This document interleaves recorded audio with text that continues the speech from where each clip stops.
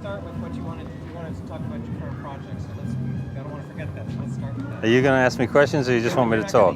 Nobody's ever going to hear my questions. Okay. They're going to hear your answer, so you need to incorporate it a little bit. So Okay, fine. please tell us about your current project. All right, well, the current band that I'm working with, we've been together about 5 years now. It's a quintet.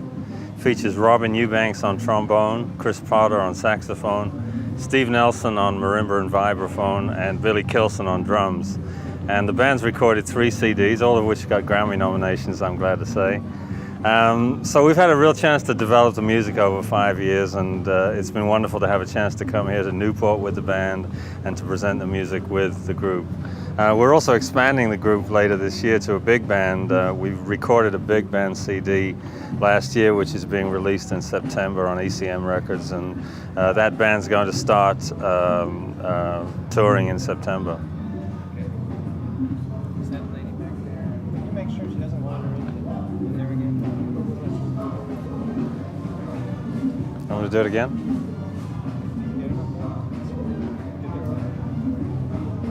Just hit you a little bit outside. Let me go straight back one step.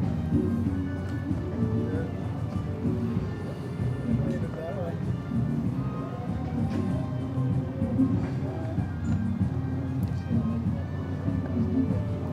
So you want to do it again? Okay. I'm also going to ask you individually about each player. Yeah. But you can start. Okay, well, maybe I'll just say the band then. Okay. You mean don't say their names? No. I mean, Right. you mentioned them all. Yeah. But I'm going to ask you. We'll to elaborate a later. little Yeah, bit. okay. All right. You ready? Yeah. So my current band is a quintet. We were formed about 5 years ago, and since then we've recorded 3 CDs, all of which have got Grammy nominations, I'm glad to say. The members of the band are Robin Eubanks on trombone, Chris Potter on saxophones, Steve Nelson on vibraphone and marimba, and Billy Kilson on the drums. And the band's been touring all over the world. We've been to China, we've been to South America, and all points in between in the last 5 years. It's been a great pleasure to come to Newport and bring the band here as well. We've really enjoyed performing here. It's a historic festival, and it's an important venue for us to play. We're very happy to be here. The band's going to be expanded later this year to include some other musicians, bringing it up to a big band. And that's to follow a release of a CD that's coming out in September on ECM Records, which is the record company I record with. And this is a 13-piece band, and the recording is called What Goes Around. And we'll be touring for the rest of this year with that 13-piece band.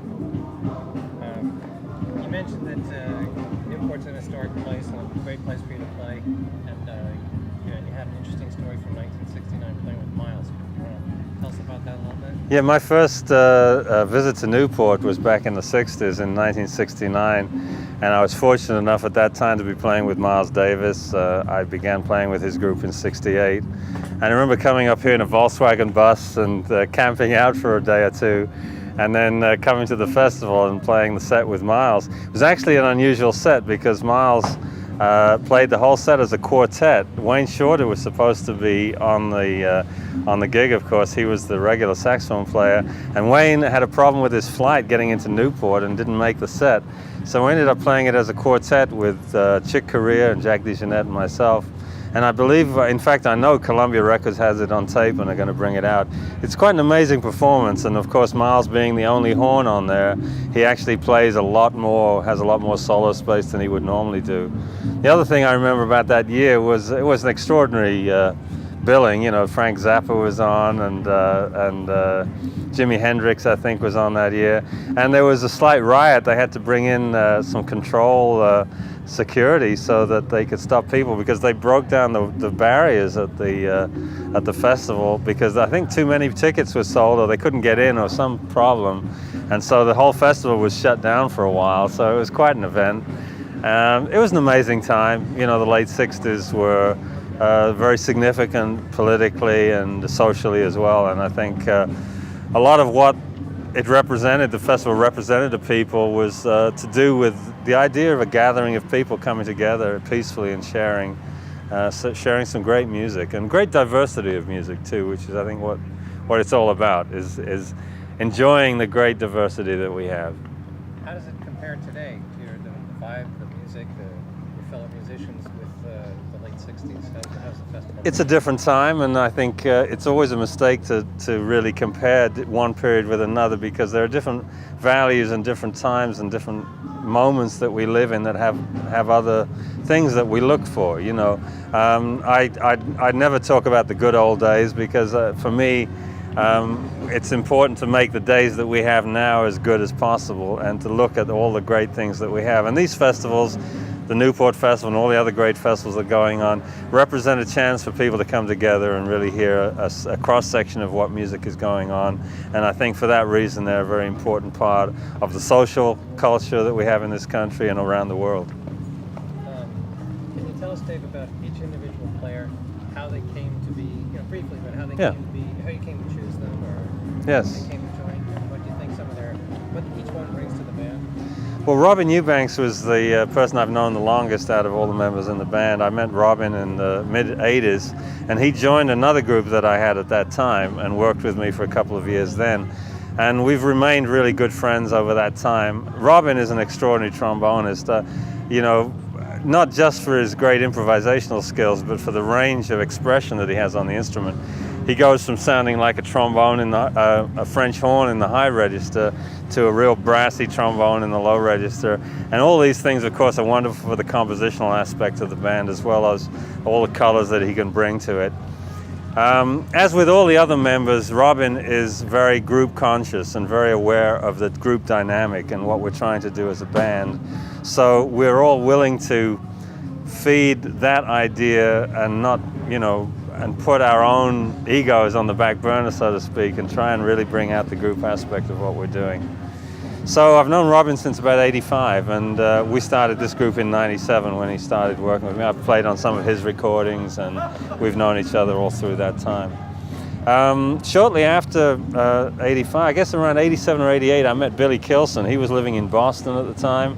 I went to Boston to play some of my big band music with one of the local big bands, and Billy was a drummer in that group, and he was an outstanding talent, even at that early age.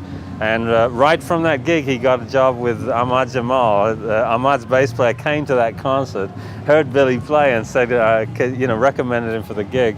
And that was, of course, Billy's first big break into some really strong, you know, professional work. And has worked for many people since.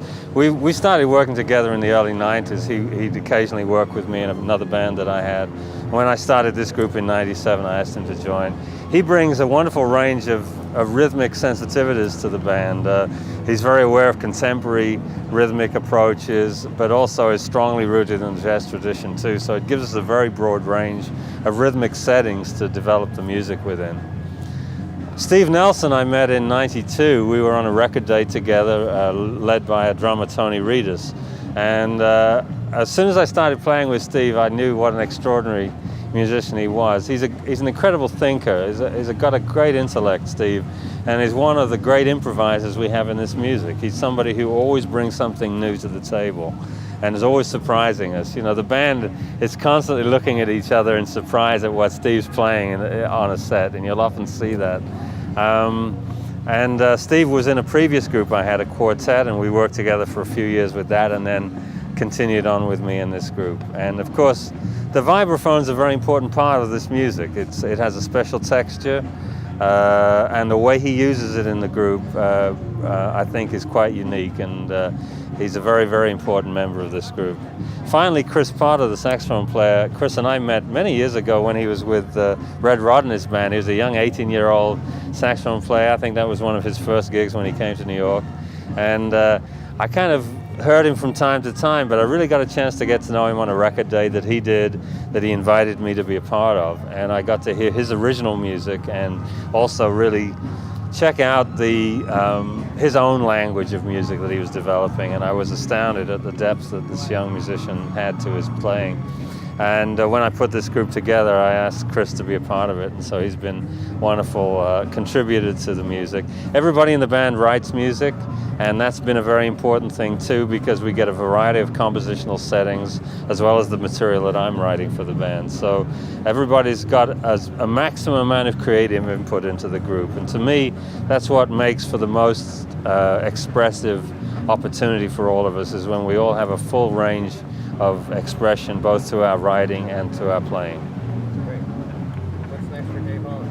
The next thing I'm doing, Step back. I'm sorry, did I shift? I'm sorry, okay. Moving too, so Okay, all right. Keep going, okay, all right. back. Okay, Step back. one step back. So, You good?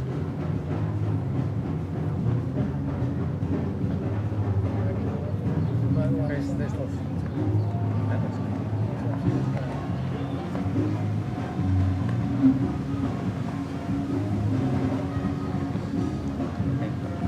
What's next for Dave Holland? Well, the next thing, as far as touring is concerned, is It won't be that soon. This will be on the air. So the longer term, it's kind of what you're looking for. Yes. Like where you're taking your band. Or, yes, yes. The next projects that are coming up, of course, are with the large group, and that's continuing on for quite a while now.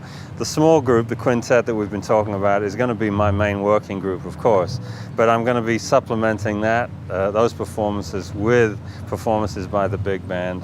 And after the release of the CD by the big band, we're going to have another recording session in December to record a suite of music that I wrote for the Monterey Festival last year. And that's going to be recorded in December and then be released probably next year. We've also got 4 nights of recorded music from Birdland in New York of the quintet, which I'm very excited about. And we've got, you know, close to 10 or 11 hours of music on tape. And so the next few months I'm going to go through that material and listen to see what we're going to put on the first CD, which we're going to release of that. I'm very excited about it. A lot of our fans have been asking for a while when we're going to release an album of live performances, and so this is what we're planning for next year. That's great. I've got enough. Very good. Thank you very much, Thank you, Dave. Steve. Thank you, guys.